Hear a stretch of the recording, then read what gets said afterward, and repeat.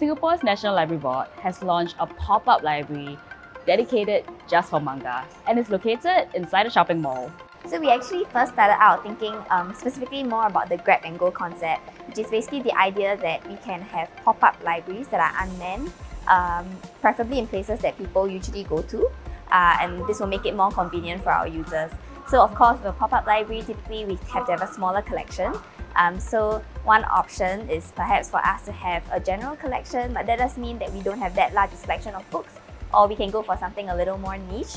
So we decided to try something new in having a niche library, and that's why we thought of the manga library, because manga is a rising popular genre.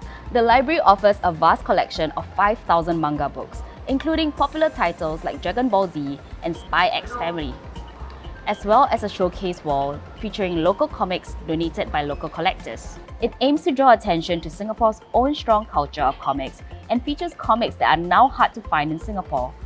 So our local comics actually are mostly in the showcase, which cannot be borrowed because they're actually very, very rare. A lot of them are out of print and you can't really buy them anymore. We do have some local comics within our collection. They form a very small part of it, but you can find Mr. Kiasu comics. You can find even a graphic novel adaptation of the Lee Kuan Yew story as well.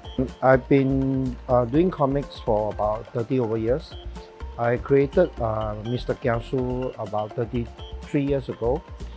So Mr. Kiasu is based on a Singapore trait that is very widely seen, so-called people's behavior in general.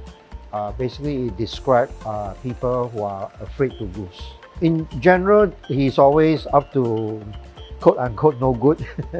He's always thinking about, how to beat the next person. Of course, over the years, with such a long period of time, we are able to develop the character further and deeper. So he's not just a one-dimensional cartoon character. For us, within the first week, if you were here, then literally the shelves, they were all empty. So so we were very concerned about what are we gonna do? So luckily we have the reference session where people couldn't take out the books. So at least people come, they were able to still read the books.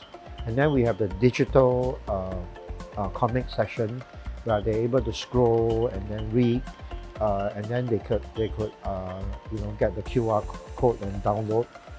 So they are able to read the digital version as well. When you finish the manga already up, then you can return the books at any of the public libraries through the standard book drop.